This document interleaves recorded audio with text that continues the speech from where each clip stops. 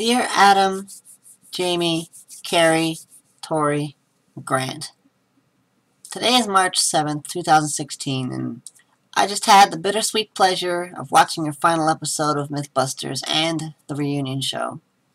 I went in expecting a certain range of emotions from watching the show, and upon testing myself, it turns out I experienced emotions I didn't even imagine I could have. Just another surprising result from your show, which has seemingly never-ending surprises around each corner. I'm 29 years old. This show has literally been half of my life. I grew up watching episodes with my family because it was a show that asked absurd questions about everything and used real science and experimentation to answer them. MythBusters was my dream show, as my family will tell you, because I share your esoteric curiosity about the world. I wanted to know what things were, but more importantly, why things were. Looking at something as ordinary as a glass window, asking why is it made of glass? What properties make that glass transparent? What uses that has was something I grew up hungering to know, because that knowledge completed another part of my mental world, gave me security understanding that reality was what it was, and it was amazing.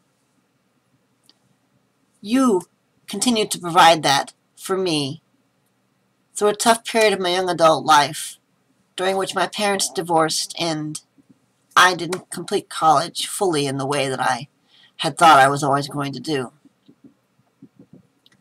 Through it all, MythBusters, more than anything else, has kept my inner child alive. MythBusters reminded me never to lose my curious side and my ability to be fascinated by the world.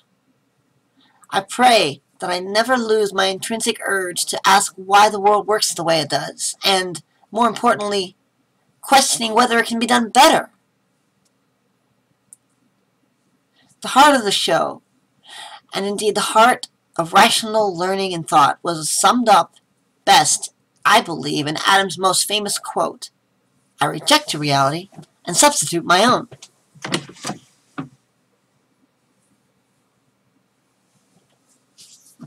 To a non-critical thinker, this could be taken as saying, I am closed-minded and refuse to step out my current knowledge. On the contrary, what Adam's statement actually means is, I am open-minded about the world, and I believe that something new can be possible. Put another way, I reject the way things are, and I substitute my idea for how things should be. This is the ultimate definition of true scientific discovery.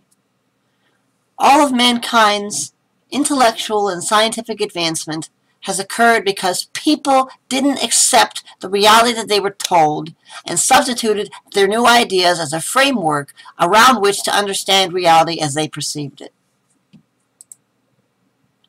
This concept of challenging the status quo is what drives me to this day. Reality does not have to be merely what I am informed that it is. I have a say in what my own reality is going to be.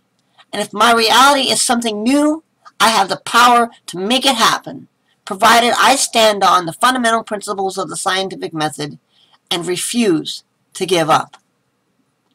That's the lesson I take from MythBusters. Accept nothing. Question everything. And never give up until you find an answer. Keep learning and trying to improve the world in which you live. Thank you for everything. Thank you for rejecting your reality and substituting your own.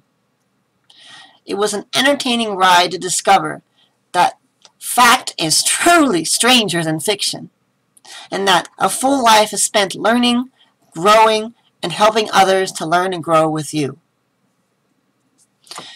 If you ever need a new intern for a crazy project that you're trying, I'm always ready to come and help. I'm ready to reject the world's reality and substitute what I want it to be. Thanks.